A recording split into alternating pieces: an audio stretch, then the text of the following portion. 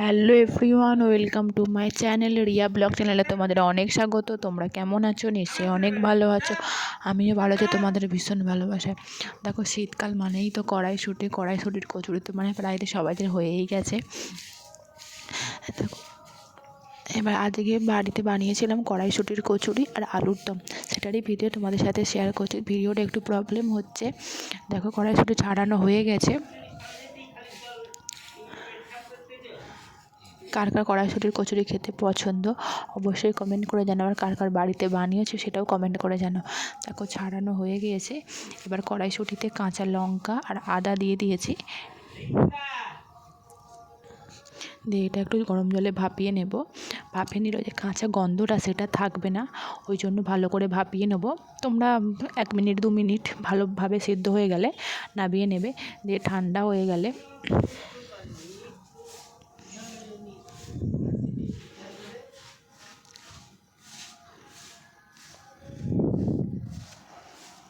মিক্সিতে পেস্ট করে নেবে। ভিডিওটা একটু প্রবলেম হচ্ছে, এটা একটা মানে একা একা ফোন ধরে করছে তো তাই একটু অসুবিধা হচ্ছে।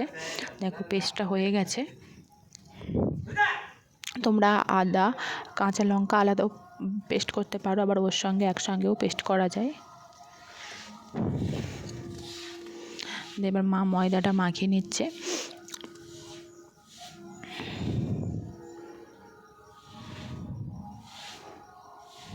তোমরা ভিডিওটা অবশ্যই দেখো, ভিডিওটা ভালো লাগলে লাইক করো, কমেন্ট করো। তোমরা প্লিজ আমাকে একটু সাপোর্ট করো। তোমরা ময়দাটা মাখালে অবশ্যই গরম জল দিয়ে মাখাবে। আর ময়দাতে একটু সুজি দেবে, 2 চামচের মতো সুজি দেবে, তাতে মানে ময়দাটা অনেকটা সফট হয় আর মচমচে করে সুন্দর খেতেও লাগে কচুরিটা হওয়ার পর।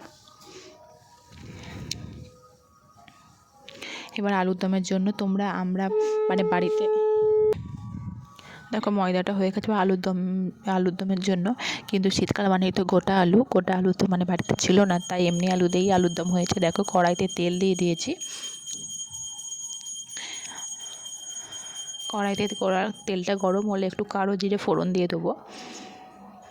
মানে কচুরির যে ছোলা কড়াইশুঁটিটা ওটা একটু ভালো করে কষে নেবো বলতে ওতে তোমরা হিং ফোড়নও দিতে পারো। বাড়িতে হিং ছিল না, তাই জন্য আর হিং দেওয়া হয়নি। সঙ্গে কড়াইশুঁটিটা দিয়ে দিলাম।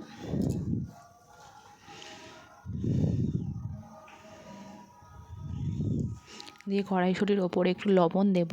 তোমরা বিট নুনও দিতে পারো, তাতে অনেকটা স্বাদটা ভালো হয়। আমরা এমনি নুনই দিয়েছি। একটু বিট নুন দিলে খেতে ভালো লাগবে, স্বাদটাও সুন্দর হয়। তার সঙ্গে একটু চিনি দিয়ে দিলাম, যাতে মিষ্টি লাগে।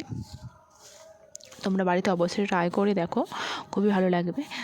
সামান্য তেল দেবে, বেশি তেল দেওয়ার দরকার নেই। যতক্ষণ না রসটা মানে ওই যে মটরশুঁটির যে একটা রস মতো থাকে, যতক্ষণ না সেটা একটু শুকিয়ে যাচ্ছে ততক্ষণ তোমরা নাড়তেই থাকবে। আর না নাড়লে আমাদের কড়াইতে লেগে যাওয়ার সম্ভাবনা বেশি। হয়ে যাওয়ার পর দেখো, শুকনো হয়ে যাওয়ার পর একটু ছাতু দিয়ে দিলাম, তাতে কি খেতে ভালো লাগবে। ওই জন্য তোমরা ছাতু দিতে পারো, ওটা দেওয়াই উচিত। দেখো, ছাতুটা দিয়ে ভালোভাবে একটু কষে নিচ্ছি।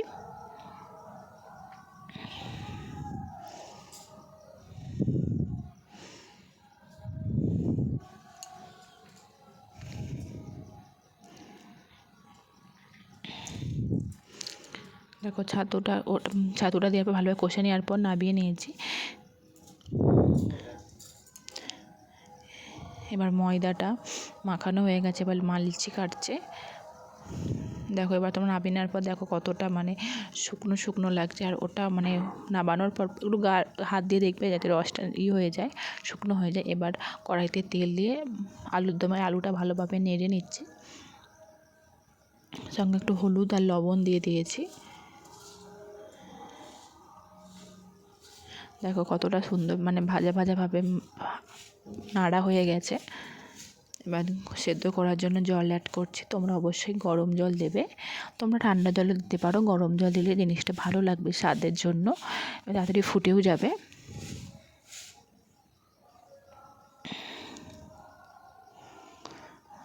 দেখো কত তোমরা মিডিয়াম সাইজের লিচি করবে। এবার আমি কড়াইশুঁটিটা গোল করে গুনে নিয়েছিল, কটা হয়েছে সেই মতো কড়াইশুঁটিটা ছোটো ছোটো করে গোল করে নিয়েছি। এবার কড়াইতে তেল দিয়ে দিয়েছি। আলুর দমের মশলাটা কষবো বলে তার সঙ্গে 5 ফোড়ন, তেজপাতা, শুকনো লঙ্কা আর আদা রসুন টমেটো সব রকম পেস্ট করে নেওয়া আছে,